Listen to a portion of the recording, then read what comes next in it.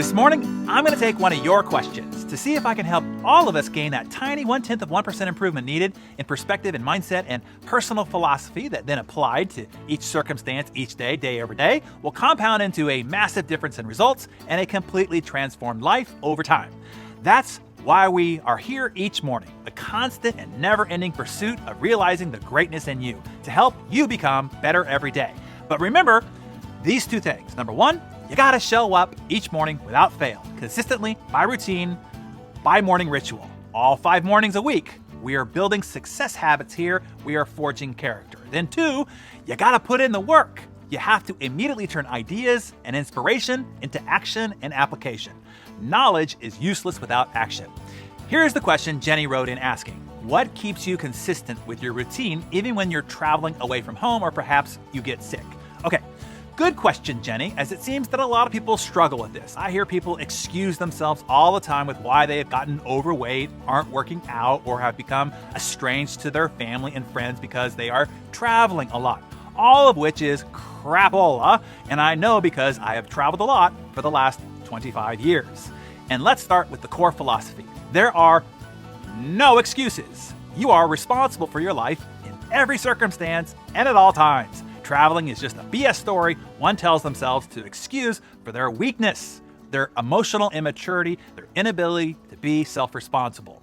Is it harder when you travel? Harder to get the workout in? Harder to get the food that you need to continue to eat right? Harder to keep an intimate connection with your family and team members while you're not physically there?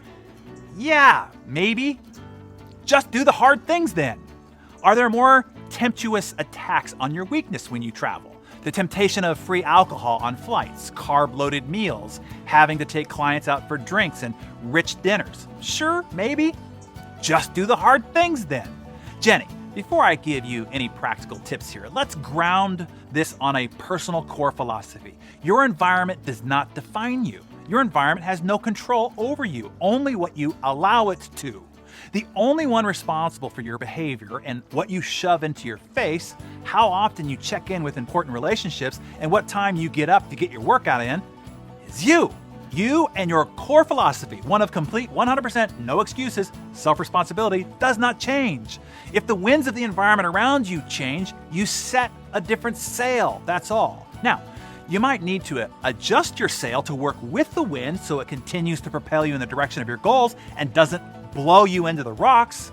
So let's do that. Let's help you set a better sail. Define 2 things. Number 1, who are you? And hold to your boundaries. Number 2, what is your MVP while traveling? Let me go back here. Number 1, for me, for instance, I am a 1 glass of wine a night guy. That does not change while traveling, period, no matter the circumstances. Which means I don't drink on the plane, regardless of whether it's free, because that wine is nasty. And I want to save it for a good one, with a good meal. I eat a paleo or carnivore diet, which means if I do eat the meal served, I only eat the protein off the tray, absolutely nothing else, regardless of the warm pretzel bread or chocolate cake sitting on the tray. It freaks the flight attendants out, which, by the way, always gives me a giggle.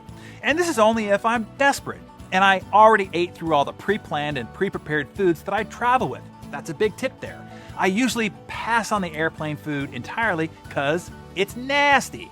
When at lavish dinners, I only order the protein and ask them to remove all the sides. This freaks out waiters and waitresses, which gives me a giggle.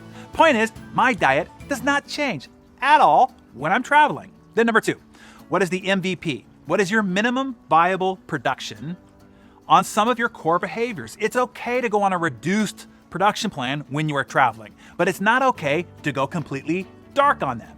For instance, I might not be able to do my normal full workout, but I can do something, even if it's reduced all the way down to push-ups, dips with tables and chairs, and air squats, and stretching in the hotel room. I'm going to do something to keep the pressure on the well water pump lever so the water doesn't drop all the way back down underground.